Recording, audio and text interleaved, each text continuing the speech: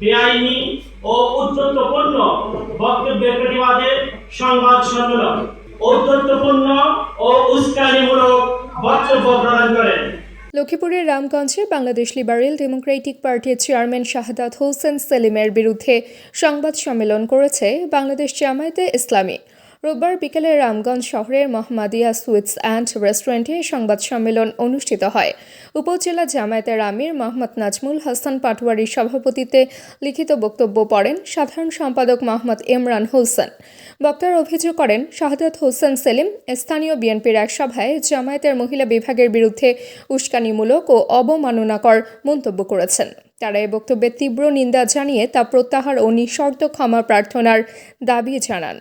আপনারা অবগত আছেন যে বিগত 10-12-2025 রোজ শনিবার বিএনপি নেতা জনাব শাহাদাত হোসেন সেলিম বাংলাদেশ জাতীয়তাবাদী দল বিএনপির স্থানীয় একটি সভায় বাংলাদেশ জামায়াত ইসলামীর মহিলা বিভাগের কার্যক্রমের বিষয়ে সম্পূর্ণ বেআইনি, অগণতান্ত্রিক, ঔদ্ধত্যপূর্ণ ও উস্কানিমূলক বক্তব্য প্রদান করেন, যা মুহূর্তেই সোশ্যাল মিডিয়ায় দেশ বিদেশে ছড়িয়ে পড়ে।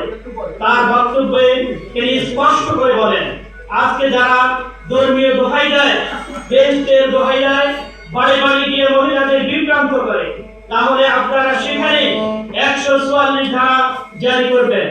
ধর্মের নাম দিয়ে কাউকে বাড়িতে ঢুকতে দিবেন না। আপনারা প্রথমে আপনাদের নিজের বাড়ি সামলাবেন, কারফিউ জারি করবেন। যদি কেউ দাঁড়িপাল্লায় ভোট চায়, তার জিহ্বা টেনে ছেড়ে ফেলবেন। তার এই উস্কানিমূলক বক্তব্য বাংলাদেশের আইন ও গণতন্ত্রের সম্পূর্ণ পরিপন্থী। একজন নাগরিকের মৌলিক মানবাধিকারের হস্তক্ষেপ, আইনের প্রতি অশ্রদ্ধা, এমনকি বৃদ্ধাঙ্গুলি প্রদর্শনের সামিল।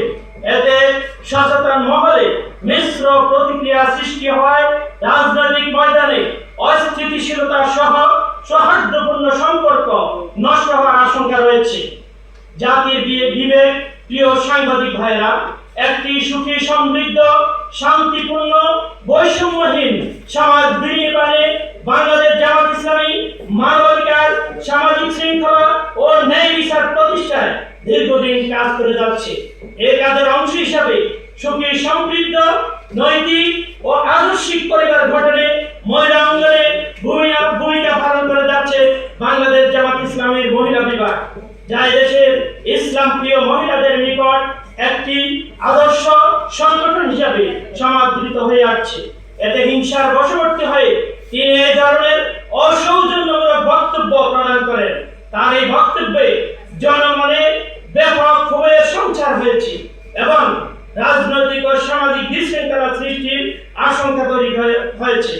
আমরা তার এই ধরনের হিংসাত্মক ও নিচ মানসিকতা সম্পন্ন বক্তব্যের তীব্র নিন্দা ও প্রতিবাদ জানাই এবং অনতিবিলম্বে এ ধরনের বক্তব্যের জন্য তাকে নিঃশর্ত ক্ষমা চাওয়া ও বক্তব্য প্রত্যাহারের আহ্বান জানাচ্ছি। আসুন হিংসা, হানাহানি, রাজনৈতিক প্রতিপক্ষকে দোষারোপের রাজনীতি বাদ দিয়ে ন্যায় ও ইনসাফ ভিত্তিক সমাজ প্রতিষ্ঠার লক্ষ্যে সবাই ঐক্যবদ্ধ ভূমিকা পালন করি। ধন্যবাদ। আমি মোহাম্মদ ইমরান হোসেন, সেক্রেটারি, বাংলাদেশ জামায়াত। তাবাসসুম হকানিকা, দৈনিক আজকের বাংলা। দৈনিক আজকের বাংলা .net